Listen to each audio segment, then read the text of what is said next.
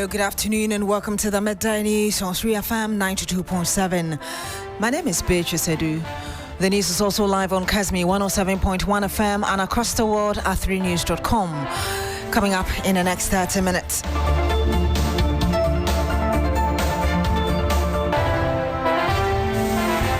Election Security Task Force in a crunch meeting with the Electoral Commission and political party reps ahead of September 2 Akwatia by-election. We are live at the police headquarters.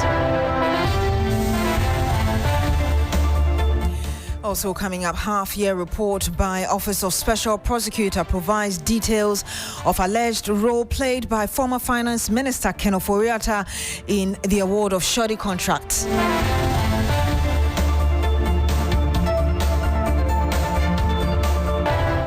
Much later on the program, danger looms along a section of the Tema-Accra rail line as encroachment by private individuals poses significant risk to commuters.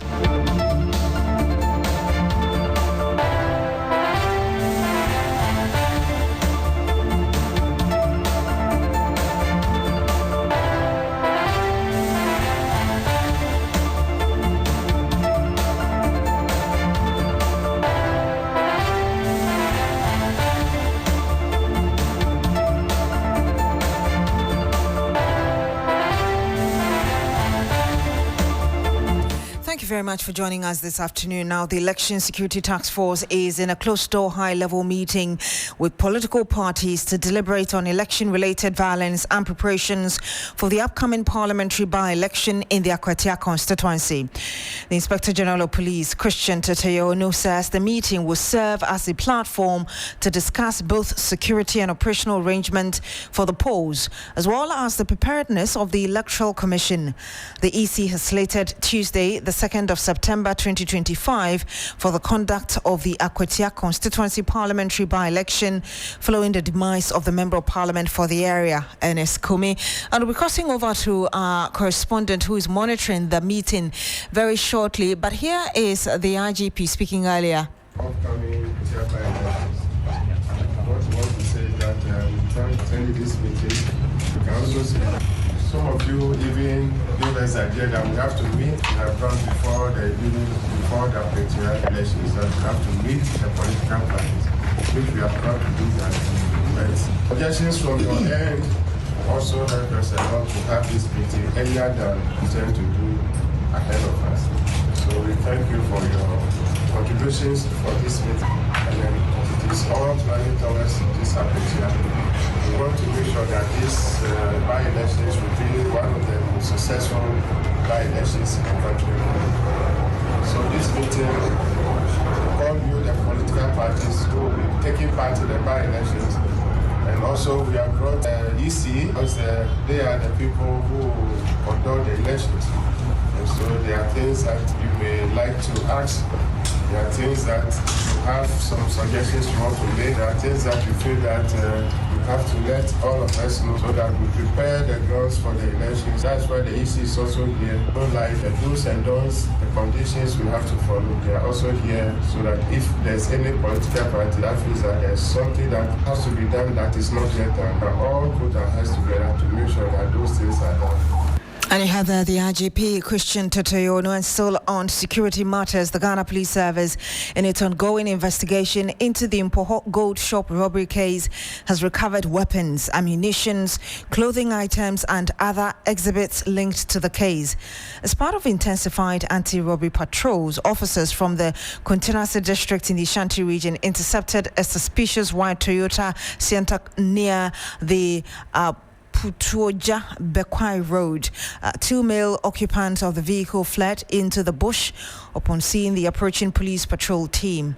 A thorough search of the vehicle uncovered an AK-47 assault rifle, a locally manufactured firearm, two AK-47 magazines loaded with 30 rounds of ammunition each, additional pockets of ammunition, cowrie shells, a Huawei smartphone, identity document, and some clothing items. Also, further examination of the recovered exhibits against the CCTV footages of the Mpoho robbery revealed a striking resemblance between the clothing items hooded tops and the Wellington boots that were used during the robbery. The police, in a statement, stressed the recovery of these items marks a significant step in the ongoing investigation and manhunt for suspects.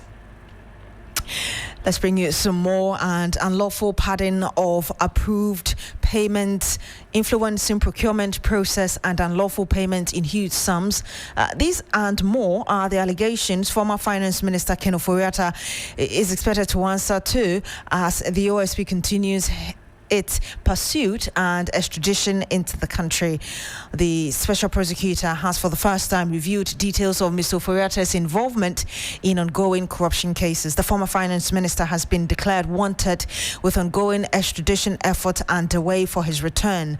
This afternoon, we are learning some of the dealings. Let me take you through some of them. That he directly influenced the procurement to obtain unfair advantage to SML in revenue assurance in the downstream petroleum sector, upstream petroleum production, and minerals and metals resources value chain. Again, Mr. Ofori-Atta allegedly also directly influenced a procurement to obtain unfair advantage in contractors and minerals for the National Cathedral Project of Ghana and unlawfully approved payment for such contractors. The OSP is also accusing the former finance minister Ken Ofori-Atta of unlawfully paddling approved payment in respect of the termination of a distribution, loss reduction and associated network improvement project contract between the Electricity Company of Ghana Limited and Beijing Xiao Chen Technology. The OSP again provided that update in its half-year report, saying that Mr. Ofori-Atta unlawfully approved payment in contract awarded to Service Ghana Auto Group Limited for purchases and after-sales service and maintenance of some 307 ambulances for the National Ambulance Service of Ghana. And so those are the details from the half-year report of the Office of the Special Prosecutor. Of course, we'll bring you some more updates as and when we get them, and of course analysis later. Let's go to Parliament now, where the Public Accounts Committee is looking into the audited accounts of some agencies under the Ministry of Communications and Digitalization. The Auditor General, we are told, has cited the Cybersecurity Authority for making payments totaling 31,263 to two former officers who had resigned from the agency. The committee has ordered the Director of Finance at the National Information Technology Agency as well, NITA, to appear over some unrecovered funds totaling $6 million from a private firm, Smart Infraco Limited. Let's bring you some excerpts of the Public Accounts Committee hearing still ongoing. From the records I have inherited, the project was done in 2020, even though the audit was started in 2020, even though the audit is in 2024. That is the information I inherited. Honorable Minister, we'll flag this one. This is something that the committee will follow all the way to the Attorney General. Read paragraph 1473. We recommended that the Chief Director should recover the total amount, 6.7 million Ghana cedis, from the Head of Finance. It's Head of Finance here. You are the Head of Finance, right? Sir, who is the Head of Finance? The Ministry Head of Finance. Ministry Head of Finance, where is he? He's not here. He too is not here. Yeah. Should recover from the Head of Finance and same paid into the Auditor General's recovery account at Bank of Ghana, failing which the Chief Director should pay. Did you guys read this report before coming here? Madam Chair, we did, and I just wanted to throw more light into it. I think when we came, when my minister took over, he went through all these documents. And when he saw the report, it was based on the report and the recommendations. And after his engagement with the company, trying to get them to at least commit or to start payment, and nothing like that was done. He referred the entire contract to AG for them to advise him as a minister as to what step to take. And so, as we speak, my minister is waiting for the response from the AG.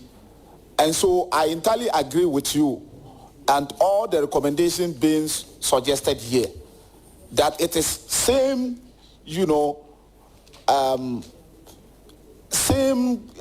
how do I put it? That based on same, fundings that the minister said that this whole contract, including all these fundings, must be referred to AG for AG to advise. And so as we speak, we are waiting for the AG's response so that the minister can take the next step. Thank you. Chairman, at this point, we are in your hands, so.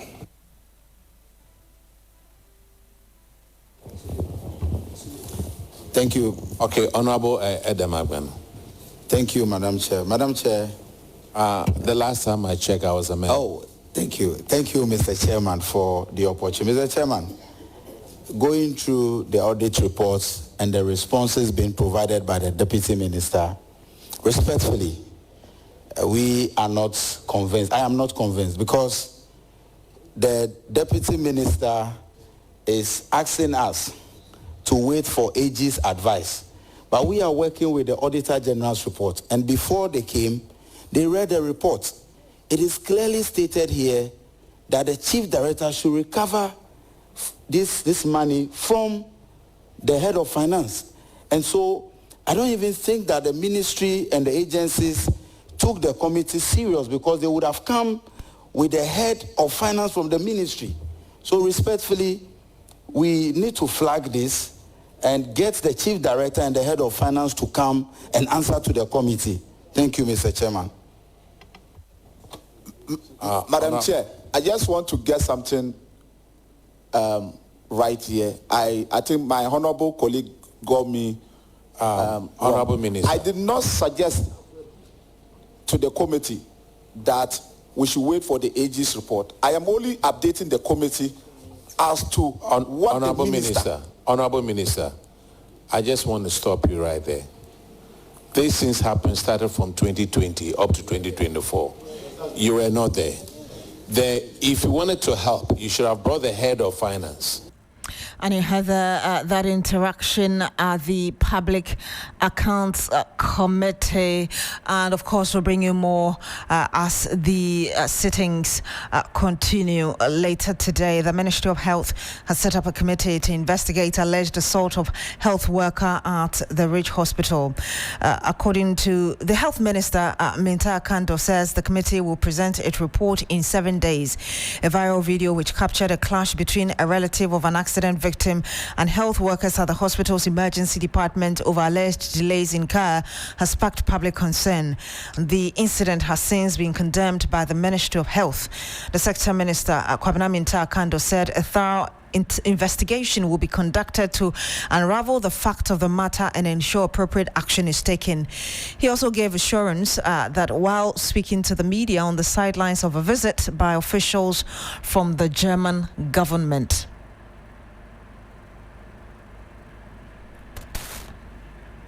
Interacted with the health workers. One of the reasons why I went there was to reassure them of our commitment and support, to energize them to go back to their wards and work. Because I realized that they were down-spirited and they were demoralized. And so I had to quickly go there and then encourage them to do more, to work more and assure them of a thorough investigation into the matter. So after my visit, we have constituted a committee to investigate the matter within a week, and then the law takes its own course. Yeah.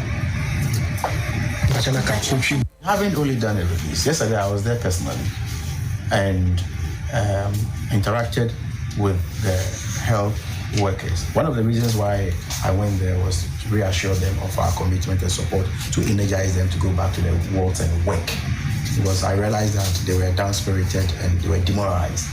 And so I had to quickly go there and then encourage them to do more, to work more and assure them of a thorough investigation into the matter. So after my visit, we have constituted a committee to investigate the matter within a week, and then the law takes its own course. I haven't only done it. Yesterday I was there personally and interacted with the health workers. One of the reasons why I went there was to reassure them of our commitment and support, to energize them to go back to their wards and work. Because I realized that they were down-spirited and they were demoralized. And so I had to quickly go there and then encourage them to do more. To work more and assure them of a thorough investigation into the matter. So. And I heard that the Health Minister, Kwabena Minta Akando, some 16 minutes past the hour of 12. When we come back, we'll tell you more about what's happening along a section of the Tema Accra Railway line. Don't go away.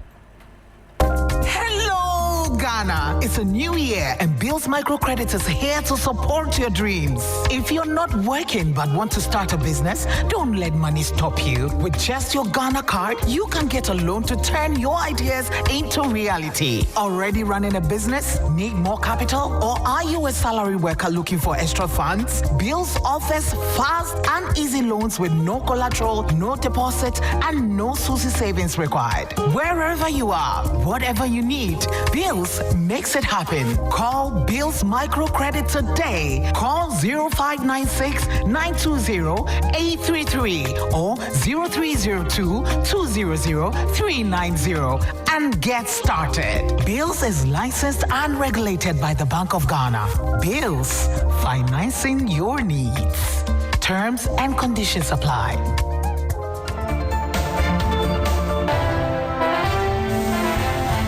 And you're still here on the Medani's on 3FM 92.7. Now, an amount of 315,000 Ghana cedis has been donated to the families of the fallen three flight crew by the Ghana Air Force and the Military High Command. This follows their burial on the 15th of August 2025. The Ghana Air Force says the donations are from various well-wishers and companies which wanted to support the bereaved families. Let's speak to my colleague Judith Brown, who is covering this for us. Judith, what more can you tell us?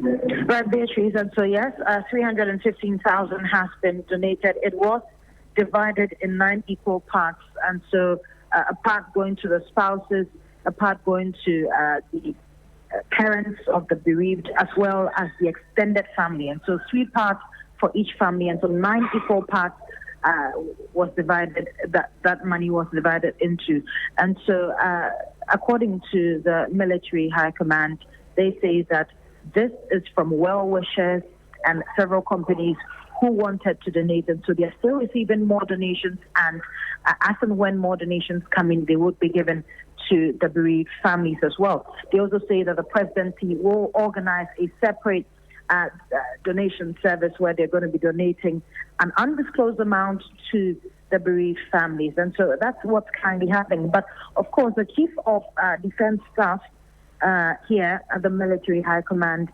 in his speech while expressing his condolences to the families, explained the need for that's the Military High Command and the Air Forces as well, to ensure that they have a child care support for situations like this. And so he says that this is something that was unexpected, but of course, now that it has happened, it raises questions about whether or not they should, of course, create a child care fund for such situations so that it can cater for the children of families who, if they are able to face such a situation ever again. And so this is really what's happening here at the Air Force here at Ghana. Thank you very much. Judith Brown is my colleague covering that event for us. Now, danger looms along a section of the Temakara rail line where heavy encroachment by private and corporate entities is posing significant risks. A bridge beneath the railway is heavily obstructed, struggling to manage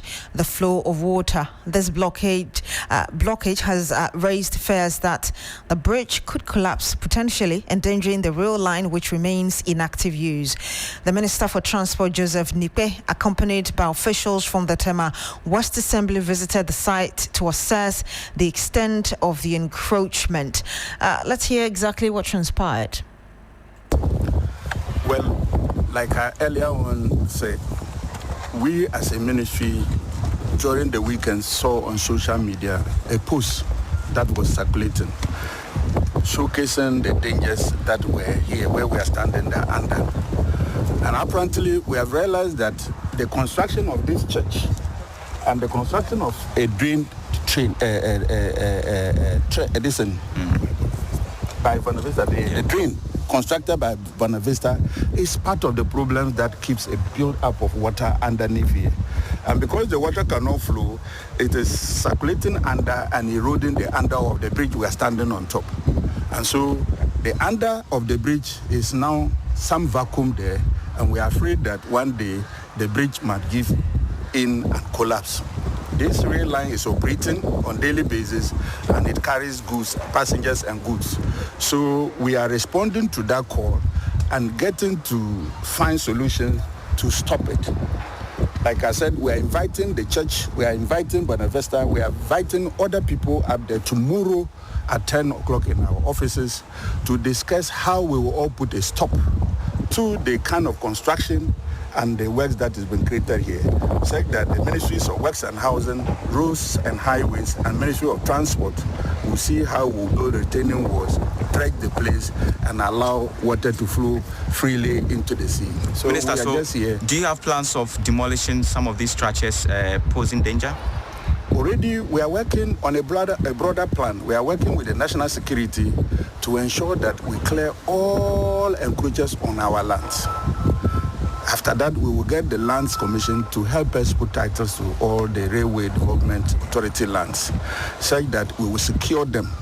We are envisaging to expand or create the inner light rail systems for our people. If we do not have the land, we will not be able to embark on such projects. So the plan is that we will work with national security. Whoever has encroached on our land, we will claim titles to them.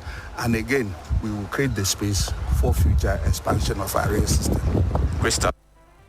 And you had the Transport Minister, Joseph Nikpe. Let's cross over to the police headquarters because one of the executives of the MPP, Nana B, is currently addressing the press. Or even any ordinary member is coming to Akwatia with the mindset of what happened to Honorable Howard Kumsin and my deputy. Clearly, the person is going to protect himself. And I've kept saying this, that for the new patriotic party, we are going to protect ourselves. And self-protection is well stated within the laws of this country. So the Ghana police should give us that confidence that they have dealt with the Ablekumanov issue. We have 2 more weeks to go. And I think that we still have a lot of time for them to make some decisive arrest and put these hoodlums, these thugs, before the law court. We mentioned that. Then again, the police also assured us that they are going to deploy over 5,000 men and they do not need the services of the military. This is purely a police matter, and they also gave us that assurance that this is going to be a Ghana police matter and we do not want the intervention of the military. So largely, the IGP says that he is going to make sure that this is going to be one of the most peaceful by-elections we've had in this country. But our concerns are still the fact that we have had some people who caused some mayhem in Ablekumanov. They are still walking free. They must make some arrests and they must put these guys before the law court. So we said that. Henry, so we know that you've seen the performance of the IGP and the police service in dealing with elections. Ablekumanov is an instance. How confident are you that the concerns you're raising will be addressed in the next 2 weeks before the elections? Yeah, I think they can do so. Look, recently there were some few guys who made some comments on social media. The police, in their view, thought that it was a threat to our peace. They effected arrest. And as I speak, yesterday they were released. So we also pointed this out to Ghana police that if you can make such quick arrest, how is it difficult for you to arrest people who've caused these problems over a month ago? But again, they assured us that they are going to have some arrest and they are going to make sure that they instill the confidence that is needed for us to go into the Akwatia by-elections. So that is what they have said. But we have also mentioned it to them that as we speak, we lack that requisite confidence in the Ghana police, especially because of what happened in Ablekuma, where the people are, the images are all over, the people are seen. For me, my deputy, he had almost about 20 guys on him. The videos is all over, there are images all over. So we also pointed this out to the Ghana police. All right, sure. Thank you. And you had the national organizer of the opposition, NPP, Henry Nana Akwatia, speaking to the media after that interaction with the National Election Task Force, the security task force there, headed by the IGP. And Noble Crosby-Annan is my colleague there. I did promise you that we'll be bringing you an update from there. Let's listen to exactly what he's saying. With us, and Benjamin Bandobio is telling us that they are very prepared and very ready. In fact, for the printing of the ballot papers for the Akwatia by-elections, which is coming in the next few weeks, the printing of the ballot papers will begin tomorrow, and that is some 2 weeks ahead of the elections. The parties have been raising concerns they have had with elections, with by-elections, particularly with the police. The NPP is telling us that their major reference point was the Ablekuma North election rerun, and they spelled out their concerns, their grievances over concerns of assaults to the police, and the police assured them that it will be dealt with. So they are hoping that within the next 2 weeks before the Akwatia by-elections, the police will take decisive actions in what they call arresting people who were videoed or who were found engaging in acts of violence in the Ablekuma North election rerun. If that happens, then the NPP, they will hold their end of the bargain and, if you like, not go to the Akwatia by-election with their own security.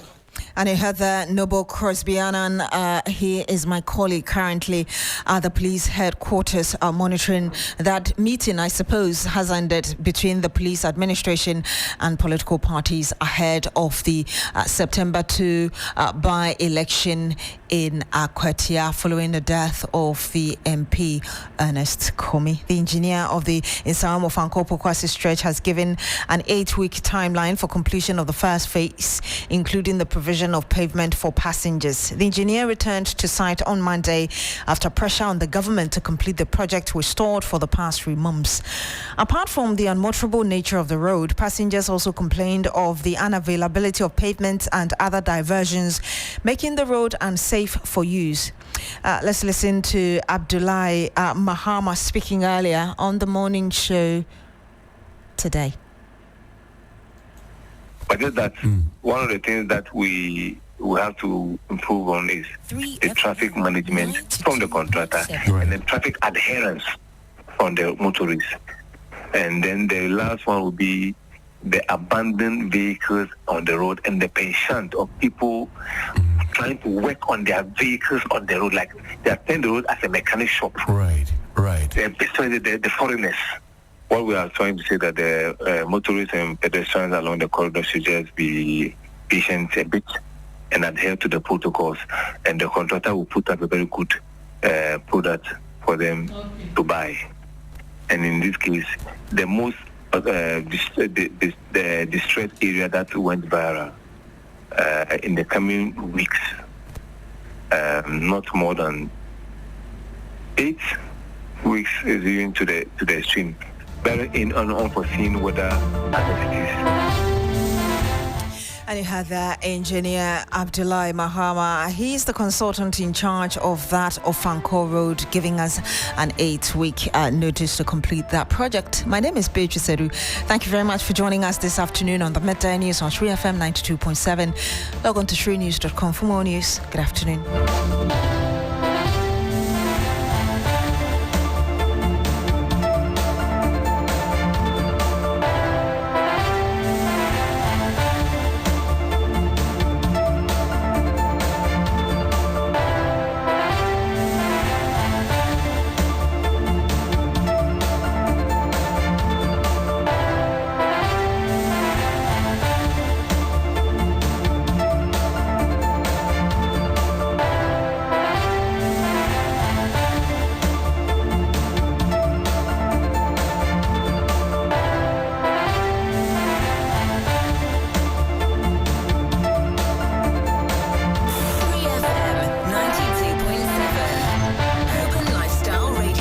Nation.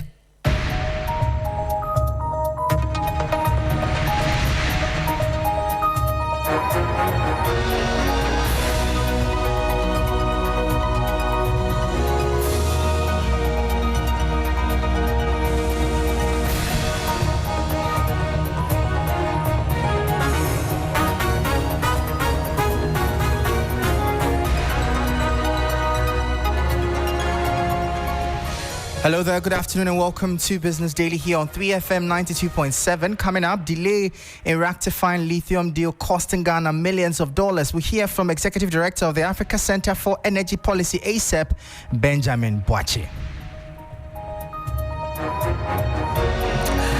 And government urged to scale up digital investment and expand access to improve domestic revenue collection.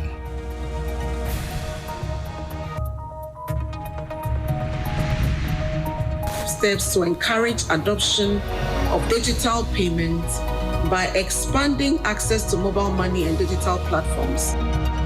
Details of these and many other stories coming up shortly. I am Michael Obodu. Do stay.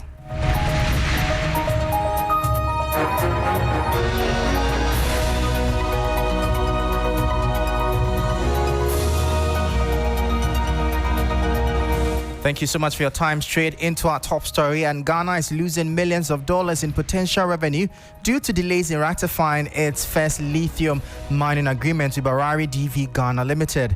The deal, expected to unlock about $250 million in investments and position Ghana as a key player in the global green energy transition, has stalled in Parliament for years. Speaking at a summer school on governance and extractive industries in Accra, Executive Director of the Africa Center for Energy Policy, ACEP, Benjamin Boakye, warns the country risks missing out on rising global demand for critical minerals, stressing the urgent need to ratify the agreement to ensure that Ghana does not lose out entirely from the green transition mineral.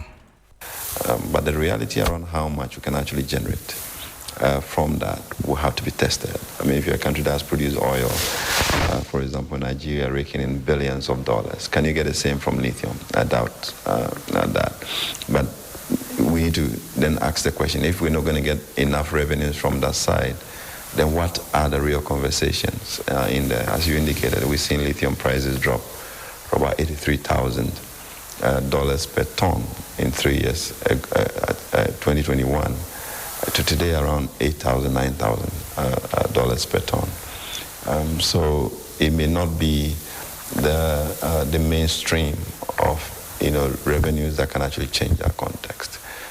But it could also contribute the way we shape it, link that to industrialization, industrial development, production of energy systems, tapping into the economics of the transition. So we really need to dissect policy to see how it could be properly engineered to bring in the benefit, whilst remaining realistic as to what we can achieve with these new forms of energy and critical minerals that we have. That was Executive Director of the Africa Center for Energy Policy, ACEP, Benjamin Boakye. Now, the government is being urged to expand digital investment and widen access in order to improve domestic revenue collection. Chief Executive of Telecel Ghana, Engineer Dr. Patricia Obonai, in her opening remarks at the ongoing Society of Women in Taxation 3rd edition SWIFT conference in Accra, observed that although mobile money penetration in the country is recorded at over 100%, actual access remains limited, particularly among women and rural dwellers. She noted that this digital divide continues to inhibit mobile money adoption, which could otherwise play a major role in boosting tax compliance and revenue mobilization. The 3rd edition of the SWIFT conference is being held under the theme Leveraging Technology to Unlock the Revenue Potential of the Informal Sector for National Development. Digital payments make tax collection more efficient. Unlike physical cash, which is difficult to trace, digital transactions leave a digital footprint, making it easier to access and collect taxes fairly. Unfortunately, adoption of digital payment system remains relatively low across many parts of our informal economy. Awareness is high, but adoption is still low. We must take proactive steps to encourage adoption of digital payments by expanding access to mobile money and digital platforms, creating incentives for traders and consumers to transact digitally, and integrating digital payments into tax systems and licensing processes. That was the Chief Executive of Telecel Ghana, Engineer Dr. Patricia Obonai, speaking. Meanwhile, Chairperson of the Society of Women in Taxation, AC Sam, has admonished women to prioritize self-care as they continue to play a critical role in Ghana's informal sector. She stressed that with the right interventions, the contributions of women in this space hold great potential to drive the country's economic development. This year's theme, leveraging technology to unlock the revenue potential of the informal sector for national development, highlights the vital role we play in shaping inclusive and effective tax system. In many countries, the informal sector is the backbone of the economy, vibrant, resilient, and full of potential, yet underrepresented in our revenue system. This year thing speaks to a national imperative unlocking the revenue generation of the informal sector through technology.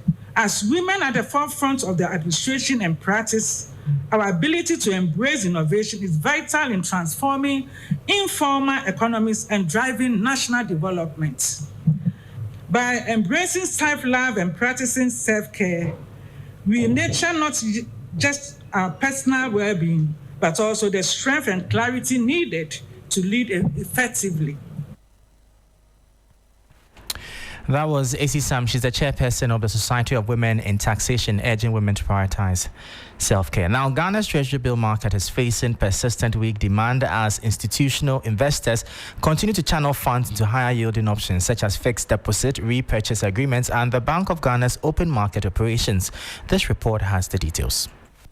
Ghana's Treasury bill market remains under pressure, with weak investor appetite leading to another undersubscribed auction last week. According to auction results, the government raised only 2.73 billion cedis out of the 3 billion cedis tendered, far short of its 4.2 billion cedis target. This covered just 64% of maturing bills worth 3.84 billion cedis, leaving a rollover shortfall. Analysts attribute the trend to a shift of institutional funds into more attractive alternatives, including fixed deposits, repos, and the Bank of Ghana's open market operations, which continue to attract strong demand. In fact, ahead of the August 22nd primary auction, banks alone invested about 8.8 billion cedis in the central bank short-term instruments, further draining liquidity from the treasury market. Despite the weak demand, yields continued to decline across the curve. The 91-day bill dropped by 6 basis points to 10.14%, while the 182-day and 364-day papers fell slightly to 12.23, while the 182-day and 364-day papers fell slightly to 12.23 and 13.8% respectively. Databank Research says it expects investor participation to remain subdued in the coming week amid what it describes as modest yield compression. And that was the 3 Business News Desk report. Now, enterprises operating within Ghana's micro, small and medium enterprise space have been urged to build stronger structures that clearly separate their businesses from their private life. Head of Consumer Banking at Carbank, Stephen Asian, made the call during an MSME empowerment forum where he stressed that although financial institutions are ready to provide funding for small businesses, the lack of quality business data, largely due to poor bookkeeping, remains a major hindrance to accessing credit. The forum was organized by the Carbank Women's Banking Unit in collaboration with Vendor Vault, with the aim of equipping entrepreneurs with the tools to scale up their operations sustainably.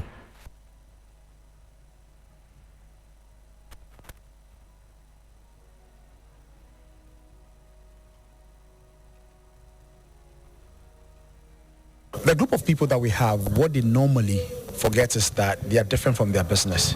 So you have somebody who uses a personal line for a business line, and there are so many emotions that come out of it. So what we're trying to say is stay focused with your business, and you to yourself, take yourself out of the entire conversation. Make sure your business has structures, and make sure that they are ready to serve customers 24/7.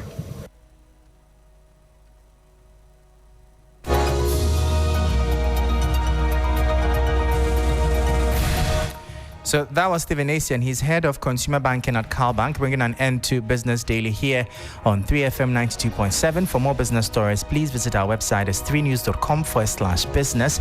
I am Michael Obodu. Thank you for listening. As always, please stay safe.